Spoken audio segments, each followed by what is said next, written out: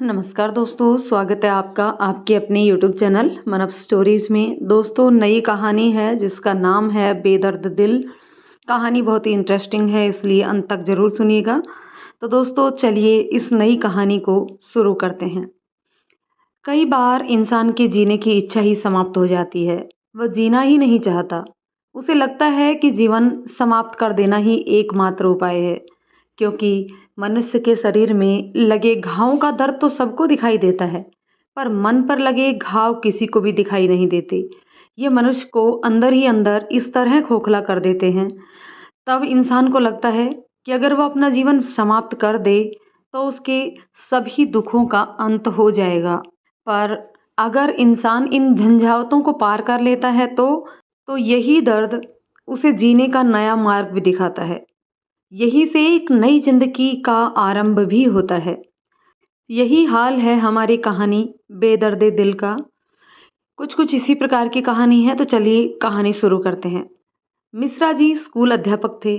उसूलों पर चलने वाले सीधे-साधे इंसान। उनके 3 बच्चे थे, सबसे बड़ा प्रशांत, फिर 2 बेटियां, बड़ी कल्पना और छोटी रिया। सुखी परिवार था। आमदनी ज़्यादा नहीं थी, पर जितनी भी थी उसमें उनका गुजारा अच्छे से हो जाता था। बच्चे भी बहुत संस्कारी और पढ़ाई में भी बहुत तेज थे। प्रशांत अब पढ़ाई पूरी करके नौकरी करने लगा था। बड़ी बेटी कल्पना ने ग्रेजुएशन कर ली थी। अब मिश्रा जी को उसकी शादी की चिंता होने लगी। तभी कपिल का रिश्ता कल्पना के लिए आया। कपिल एक पढ़ा लिखा अच्छे पद पर कार्यरत लड़का था और उसका घर परिवार भी अच्छा था। तो मिश्रा जी ने अच्छे से पूरे घर परिवार को देख करके कल्पना की शादी कपिल से कर दी।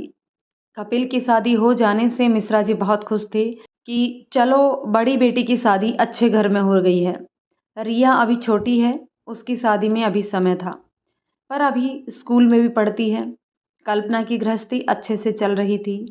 शादी के 2 साल बाद कल्पना ने एक बेटी को जन्म दिया।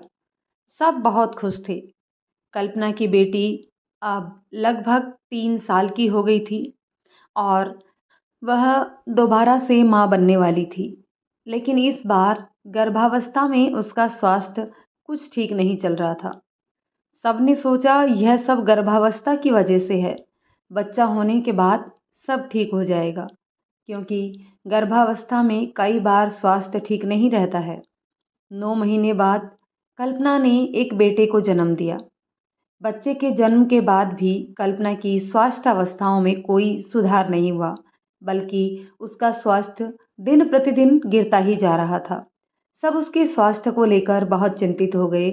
बच्चा भी अभी बहुत छोटा था, उसकी देखभाल भी ठीक से नहीं हो पा रही थी।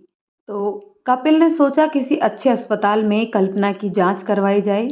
वह कल्पना को लेकर एक बड़े अस्पताल में उसको दिखाने के लिए ले गए। अस्पताल में डॉक्टर ने काफ़ी जांचें करवाई। जब सबकी रिपोर्ट्स आ गई, तो डॉक्टर ने कपिल को बुलाया। कपिल जब डॉक्टर के पास गया तो डॉक्टर कुछ चिंतित दिखाई दिए। डॉक्टर को चिंतित देखकर घबरा कर बोला, डॉक्टर साहब, क्या बात है? कोई परेशानी वाली बात तो नहीं है ना? डॉक्टर साहब बोले, कपिल, बात तो परेशान होने वाली ही है। तुम्हें हिम्मत से काम लेना होगा। कपिल अब और भी ज़्यादा घबरा गया और बोला, डॉक्टर साहब, बताइए तो क्या बात है? तब डॉक्टर ने बताया कि कल्पना की दोनों किडनियां खराब हो चुकी हैं। डॉक्टर की बात सुनकर कपिल के पैरों के तले से जमीन ही खिसक गई। वह एकदम से सुन्न पड़ गया। डॉक्टर ने उसे दिलासा देते हुए कहा, कपिल जी, हिम्मत से काम लीजिए। कल्पना को भी आपको ही संभालना है। कपिल की समझ में कुछ भी नहीं आ रहा था कि वह क्या करे। 2 छोटे-छोटे बच्चे और कल्पना की ऐसी हालत, वह सब कैसे संभालेगा? मम्मी पापा की भी अब उम्र हो गई थी।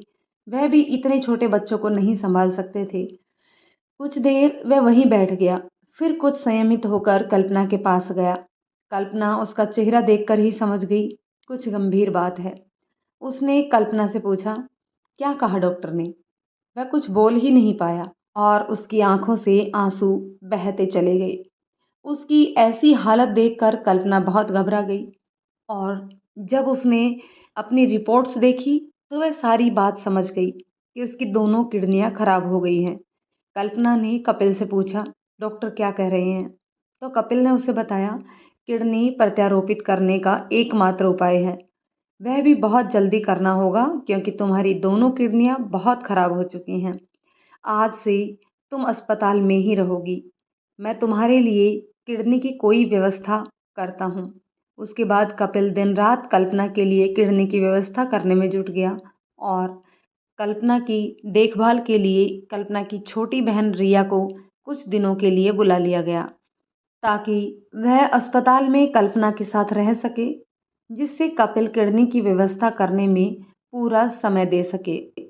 रिया हर समय अस्पताल में रहती और खूब अच्छे से अपनी दीदी की देखभाल करती। कपिल ने दिन रात एक कर दिया था, पर किडनी की कहीं से कोई व्यवस्था नहीं हो पा रही थी। इधर कल्पना का स्वास्थ्य और भी अधिक गिरता जा रहा था। अंत में वही हुआ जो होने को मंजूर था। कुछ दिन बाद ही कल्पना का निधन हो गया। कल्पना के निधन से कपिल बिल्कुल टूट गया था। वह कल्पना से बहुत प्यार करता था। सब लोगों ने उसे बहुत समझाया कि बच्चों की खातिर उसे संभलना होगा। अब उससे बड़ी समस्या यह थी कि बच्चों को कौन संभालेगा। बच्चे अभी बहुत छोटे थे। कुछ दिन तक तो रिया उनके साथ रही तो वो बच्चों को संभाल लेती थी, पर वह भी कितने दिन तक रह सकती थी। उसका अपना कॉलेज भी था, उसकी पढ़ाई का नुकसान भी हो रहा था। ऐसे हालत में घर वालों ने तय किया कि कल्पना की बेटी को कपिल के पास ही रहने देंगे क्योंकि वह स्कूल भी जाती है, और बेटे को जो अभी बहुत छोटा है उसे मिश्रा जी रिया के साथ अपने घर ले आए। यह अब तक रिया के साथ घुल मिल भी गया था। रिया कल्पना के बेटे का बहुत ख्याल रखती, रखती क्यों नहीं, वह उसकी मासी जो थी, जो कि माँ के समान होती है। मिश्रा जी यह सब देखकर बहुत परेशान रहते थे कि ऐसा कब तक चलेगा, यह बच्चे को कब तक अपने पास रख सकते हैं। बच्चे की वजह से रिया की पढ़ाई का भी बहुत नुकसान हो रहा था। उधर कल्पना की बेटी की उचित देखभाल का भी प्रश्न था। ऐसे में रिश्तेदारों ने कपिल से दूसरी शादी करने के लिए कहना शुरू कर दिया ताकि बच्चों को अच्छे से देखभाल हो सके। कपिल के मम्मी पापा भी दो छोटे बच्चों की देखभाल करने में असमर्थ थे।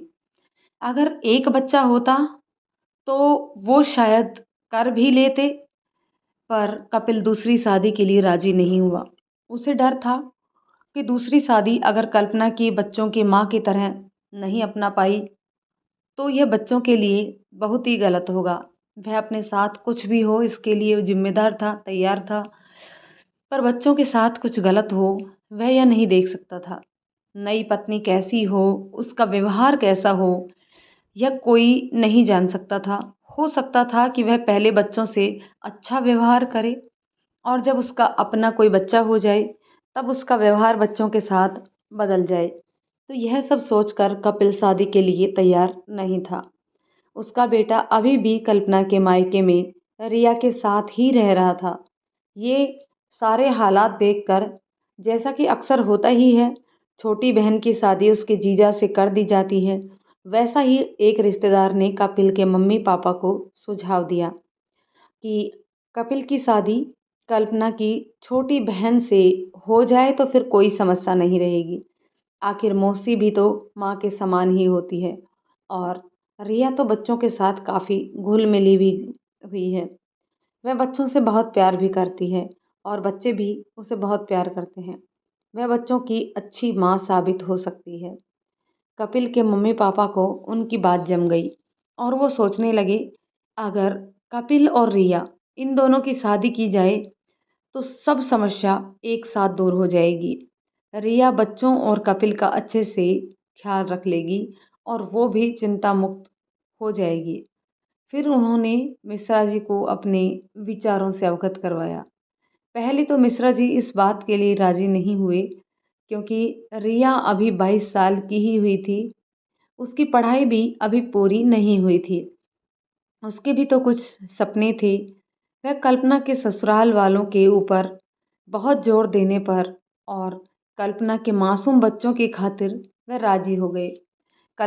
कपिल के माता पिता भी यह कहकर कि मैं रिया से बात करके आगे की बात आप लोगों को बता दूंगा, उनके घर से अपने घर वापस आ गए। मिश्रा जी कल्पना के ससुराल से वापस अपने घर बखेरपुर आ गए। वापस आने के बाद से मिश्रा जी का मन बहुत बेचैन रहने लगा। उनकी रात की नींद चली गई थी। वह हर समय यही सोचते रहते थे कि रिया से बात करें या नहीं। रिया अभी 22 साल की ही तो थी। अभी उसकी पढ़ाई भी पूरी नहीं हुई थी। वह उससे कैसे कह दे कि अपने से 9 साल बड़े अपने जीजा से विवाह कर ले, जो 2 बच्चों का पिता भी है। उसके भी तो कुछ अपने अरमान होंगे। मिश्रा जी दिन रात उसी मंथन में लगे रहते थे कि वो क्या करे। घर वाले भी देख रहे थे कि मिश्रा जी सब जब से कल्पना के ससुराल से आए हैं तब से कुछ ज़्यादा ही परेशान हैं। उन्होंने पूछने की कोशिश करी पर मिश्रा जी टाल गए। इन सब बातों से अनजान रिया तो रितेश के साथ भविष्य के सपने बुन रही थी। रितेश और रिया एक ही साथ एक ही कॉलेज में पढ़ते थे। रितेश अनाथ था। उसकी परवरिश एक अनाथालय में हुई थी। वह पढ़ाई में बहुत तेज था। सब लोग क्लास में उसकी मदद लेते थे तो कभी कभी रिया भी उससे मदद ले लिया करती थी। एक दिन बातों ही बातों में रितेश ने रिया को बताया कि वह आगे चलकर समाज सेवा करना चाहता है। वह गरीब असहाय लोगों के लिए एक संस्था खोलना चाहता है जहां ऐसे लोग रह सकें जिनका समाज में अपना कोई नहीं है। वही उनके रहने खाने की पूरी व्यवस्था हो और उन्हें निःशुल्क चिकित्सा सुविधा भी मिले। वहीं आकर कोई भी अपनी चिकित्सा करा सकता है। क्योंकि यह अनाथालय में पला बड़ा था, इसलिए वह ऐसे लोगों को होने वाली परेशानियों के बारे में बहुत अच्छे से जानता था। इसलिए वह यह काम करना चाहता था। रिया इसकी बातों से बहुत प्रभावित हुई क्योंकि यह भी तो आगे चलकर समाज सेवा ही करनी चाहती थी। वह भी एक ऐसी संस्था बनाना चाहती थी जहां गरीब और असहाय लोगों को अच्छी चिकित्सा सुविधा मिल सके। दोनों के विचार बिल्कुल एक दूसरे से मिलते थे, जिस कारण से दोनों में अच्छी दोस्ती भी हो गई थी। और धीरे धीरे यही दोस्ती प्यार में कब बदल गई उन दोनों को ही नहीं पता चला। दोनों ने सोचा था जब उनकी पढ़ाई पूरी हो जाएगी तब वह रिया के घर वालों से उनके रिश्ते की बात करेंगे, क्योंकि रिया जानती थी उसके पिताजी सरल स्वभाव के हैं।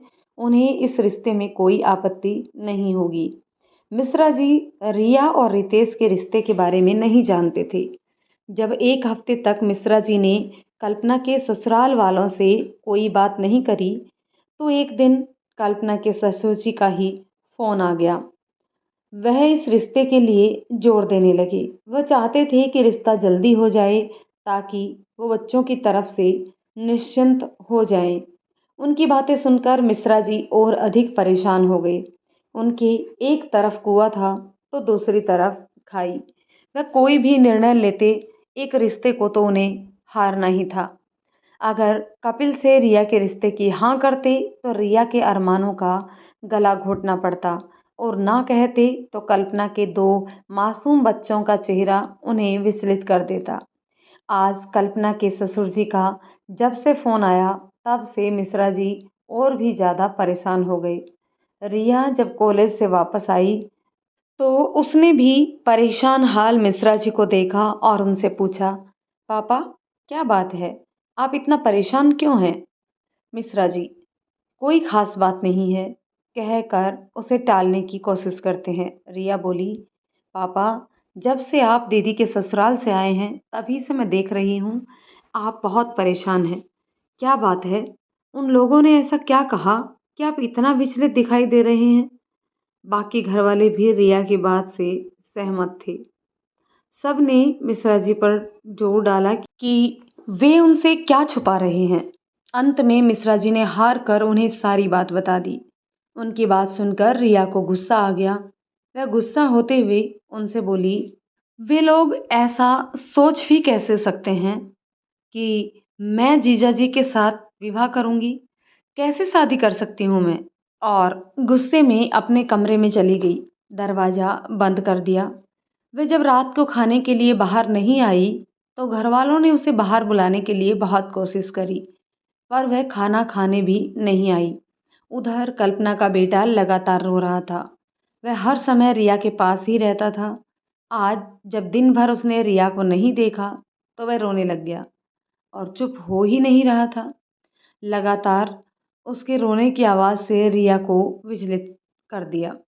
वह सोचने लगी, इस सब में इस मासूम की क्या गलती है? वह बच्चे के लिए कमरे से बाहर आ गई। वह अभी रो ही रहा था। रिया को देखते ही उसकी गोद में लेने के लिए जिद करने लगा। जब रिया ने उसे गोद में लिया, तब वह चुप भी हो गया। फिर रिया से किसी ने कुछ नहीं कहा। अगली सुबह रिया कॉलेज चली गई। आज कॉलेज में भी उसका मन नहीं लग रहा था। उसे परेशान देखकर रितेश ने उससे पूछा, रिया, क्या बात है? आज तुम कुछ परेशान लग रही हो। रिया ने सारी बातें रितेश को बता दी। वह भी उसकी बात सुनकर परेशान होते हुए बोला, वे लोग ऐसा कैसे सोच सकते हैं? कपिल की उम्र तो तुमसे बहुत ज़्यादा है और उसके 2 बच्चे भी हैं। रिया बोली, तभी तो मैं समझ नहीं पा रही हूँ कि उन्होंने ऐसा सोच कैसे लिया। रितेश ने रिया से पूछा, तो तुमने क्या कहा अपने पापा से? रिया बोली, मैंने तो साफ मना कर दिया। फिर काफ़ी देर तक वो दोनों बातें करते रहे। फिर रिया घर वापस आ गई। आज रिया को कॉलेज से घर आने में थोड़ी देर हो जाती है। घर आकर वह देखती है कि शिवांश बहुत रो रहा था। उसे उसकी माँ बताती है कि वह दिन से ही रो रहा है। रिया ने जब शिवांश को गोद में लिया तो उसने महसूस किया कि उसे बुखार है। उसने माँ से पूछा, इसे कब से बुखार है? तो माँ बोली, दिन से ही है और यह तभी से ही रो रहा है। रिया शिवांश को लेकर तुरंत डॉक्टर के पास गई। उसे डॉक्टर को दिखाकर उसके लिए दवा ले आई। रात तक दवा देने से उसका बुखार कम हो गया, पर अब रिया की गोद में से उतर ही नहीं रहा था वो। अगर कोई उसे गोद में लेने के लिए लेता तो वह तुरंत रोने लगता। अगले 2 दिन रिया शिवांश के कारण कॉलेज नहीं जा पाई। जब रितेश ने उसे फ़ोन किया तो उसने उसे बताया कि शिवांश की तबीयत ठीक नहीं है, इसलिए वो कॉलेज नहीं आ पाई है। इधर शिवांश दिन प्रतिदिन रिया से गहरा जुड़ता जा रहा था और उधर कल्पना के ससुराल वाले मिश्रा जी पर कपिल और रिया की शादी के लिए दबाव डाल रहे थे। मिश्रा जी बहुत तनाव में आ गए। रिया उनके इस तनाव को महसूस कर रही थी। वह समझ नहीं पा रही थी कि वह ऐसा क्या करे जिससे पापा का तनाव कम हो जाए। अब तक बाकी रिश्तेदारों के भी इस तरह की बात का पता चल गया था। सब उन्हें समझाने लगे कि ऐसा तो होता ही है। ज़रूरत पड़ने पर एक बहन दूसरी बहन के बच्चों को संभालती है।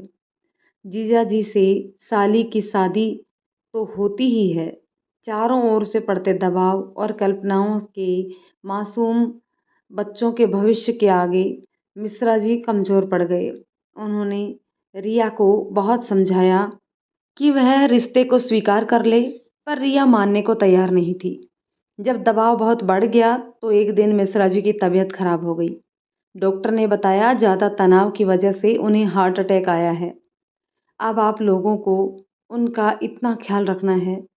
इन्हें किसी भी तरह की कोई तनाव नहीं होना चाहिए। पापा की ऐसी हालत देखकर रिया झुक गई। बहुत ही दुखी मन से वह इस शादी को लेकर राजी हो गई और वह आज आखिरी बार रितेश से मिलने कॉलेज गई। उसने रितेश को सारी बात बताई। रितेश उसकी बात सुनकर बहुत उदास होते हुए उससे बोला, यह तुम्हारा आखिरी फैसला है? तो रिया रोते हुए बोली, रितेश, मुझे तुम माफ़ कर देना। मैं अपने पापा को खोना नहीं चाहती हूँ। रितेश बोला, रिया, मेरा क्या होगा? ये बात तुमने कभी सोची है? रिया कुछ बोल ही नहीं पाई। बस कुछ देर तक रोती रही, फिर घर आने के लिए चलने लगी। तो रितेश ने उससे कहा, रिया, भविष्य में कभी भी अगर मेरी आवश्यकता हो तो कोई तकलीफ़ हो तो मुझे अवश्य याद करना। रिया ने हाँ में सिर हिला दिया और वहाँ से चली गई। रितेश उसे जाते हुए देखता रहा, पर रिया ने पलटकर उसे नहीं देखा, क्योंकि वो ये जानती थी कि अगर वह पलटकर रितेश को देखेगी तो वो कमज़ोर पड़ जाएगी। रितेश रिया से बहुत प्यार करता था। उसका इस दुनिया में अपना कोई नहीं था। वह रिया को अपना मान चुका था। उसके साथ अपनी ज़िंदगी बिताने के सपने देखने लगा था। अचानक घटित हुई इस घटना चक्र में कैसे अपने आप को सँभाले, वह समझ नहीं पा रहा था। वह किसको अपना दुःख बाँटे। रिया के जाने के बाद वह बहुत देर तक वहीं बैठा रहा। रिया घर वापस चली आई थी। रिया अब उसकी दुनिया से बाहर चली गई थी। उसे अभी भी विश्वास नहीं हो रहा था। रिया घर वापस आई तो देखा कल्पना के सास-ससुर घर पर ही आए हुए थे। वे लोग शादी की बातें कर रहे थे। वह तो शायद रिया के हाँ कहने का भी इंतज़ार कर रहे थे। मिश्रा जी भी अस्पताल से छुट्टी पाकर घर आ गए थे। रिया ने पापा की ओर देखा तो पापा के चेहरे पर उसे सुकून दिखाई दिया। रिया चुपचाप अपने कमरे में चली गई और बहुत देर तक अकेले में रोती रही। आज उसने अपनी बहन के बच्चों और अपने पिता की खातिर अपने सपनों का गला घोंट दिया था और अपनी ज़िंदगी उसके नाम कर दी थी। इस शादी के तय हो जाने से सब लोग खुश दिखाई दे रहे थे। कल्पना के सास-ससुर खुश थे कि उनके बेटे का दोबारा घर बस गया। मिश्रा जी और उनकी पत्नी को भी सुकून था कि अब कल्पना के बच्चों की परवरिश अच्छे से हो जाएगी। अगर कोई और लड़की आती तो पता नहीं वह बच्चों के साथ कैसा व्यवहार करती। सब अपने आप में खुश थे। किसी ने भी रिया के बारे में एक बार भी नहीं पूछा कि वह कैसा महसूस कर रही है। उसने तो अभी उड़ान भरनी शुरू ही करी थी कि सबने मिलकर बड़ी निर्दयता से उसके पंख काट दिए थे। रिया समझ ही नहीं पा रही थी कि वैसे तो वह सब उसके अपने थे, पर आज सबने अपना अपना स्वार्थ देखा। किसी ने भी उसके बारे में नहीं सोचा। क्या रिश्ते ऐसे ही होते हैं? रिया पूरी रात यही सोच सोच कर रोती रही। सुबह शिवांश के रोने से उसकी तंद्रा टूटी। वह कमरे से बाहर आई और शिवांश को गोद में लेकर चुप कराने लगी। उसने अपने भविष्य से समझौता कर लिया था कि वह अपनी दीदी के दोनों बच्चों को पालना ही उसकी नियति में लिखा है। रिया अपने सपनों का गला घोंटकर शादी के लिए राजी हो गई। सब लोग खुश हो गए और शादी की तैयारियों में जुट गए थे। रिया के बारे में किसी ने नहीं सोचा उस पर क्या बीत रही थी। किसी ने उसके दिल का हाल जानने की कोशिश नहीं की। हालात से समझौता करके रिया ने शादी के लिए हाँ तो कर दी, पर वह दिन प्रतिदिन अंदर ही अंदर घुट रही थी। ना किसी से बात करती, ना शादी के लिए उसके मन में कोई उमंग ही थी। वह तो जैसे जड़वत सी हो गई थी। रिया हर समय चुपचाप रहती। जो जो कुछ भी कहता वह बिना किसी प्रश्न के, बिना किसी उमंग के बस करते जाती। उसने अब यह सोच स्वीकार कर लिया था कि यही उसकी नियति है। उधर कपिल ने अपने घर वालों से कहा कि अभी कल्पना के निधन को कुछ ही समय हुआ है। वह कल्पना से बहुत प्यार करता था। वह उसे भुला नहीं सकता। इसलिए वह किसी तामझाम में नहीं पड़ना चाहता है। बस सीधे सीधे तरीके से मंदिर में शादी कर लेते हैं। घर वालों ने उसकी बात मान ली क्योंकि वो भी अभी किसी उत्सव को तैयार नहीं थे। सब लोग रिया के भविष्य के फैसले लेने लगे जा रहे थे। रिया भी चुपचाप सबकी कही हुई बात मानती जा रही थी। नियत तिथि को मंदिर में सीधे साधे तरीके से रिया की शादी अपने से 9 साल बड़े उसके जीजा से कर दी गई। रिया शादी के बाद विदा होकर ससुराल आ गई। शिवांश भी उसके साथ ही घर आ गया। रिया के आने से कल्पना की बेटी भी खुश हो गई थी कि मौसी अब यहीं रहेंगी। कल्पना के सास ससुर जो रिया को के भी सास ससुर थे, बहुत खुश थे कि उनके बेटे का घर दोबारा से बस गया था और बच्चों की कोई चिंता भी अब उन्हें नहीं थी क्योंकि उनकी देखभाल के लिए रिया जो आ गई थी। उन्होंने अपनी सारी जिम्मेदारी अब रिया के कंधों पर डाल दी थी और वो सब लोग निश्चिंत हो गए थे। कपिल ने सबके कहने पर रिया से शादी तो कर ली, पर वो रिया को अपना नहीं पाया। वह हर समय कल्पना को ही याद करता रहता। ऐसे में एक दिन उसने रिया से बोल दिया, देखो रिया, मैंने सबके कहने पर और अपने बच्चों के खातिर तुमसे शादी तो कर ली, पर मैं कल्पना से बहुत प्यार करता हूँ। मैं उसे कभी भुला नहीं सकता हूँ। इसलिए मेरे दिल में कल्पना की जो जगह है वह मैं तुम्हें कभी नहीं दे सकता हूँ।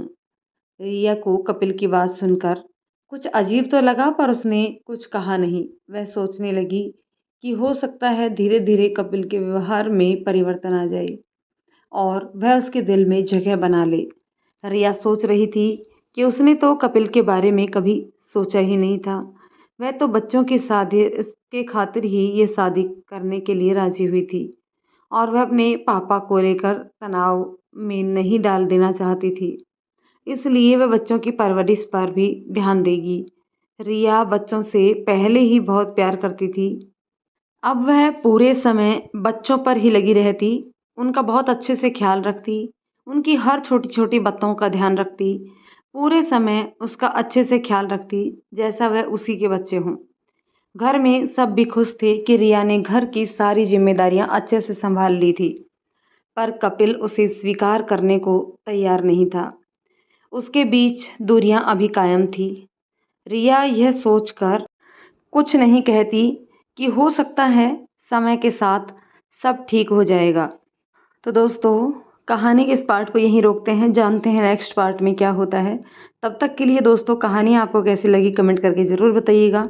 कहानी पसंद आए तो लाइक शेयर करें, चैनल पर नए हैं तो प्लीज़ चैनल को सब्सक्राइब ज़रूर कर लें। धन्यवाद दोस्तों।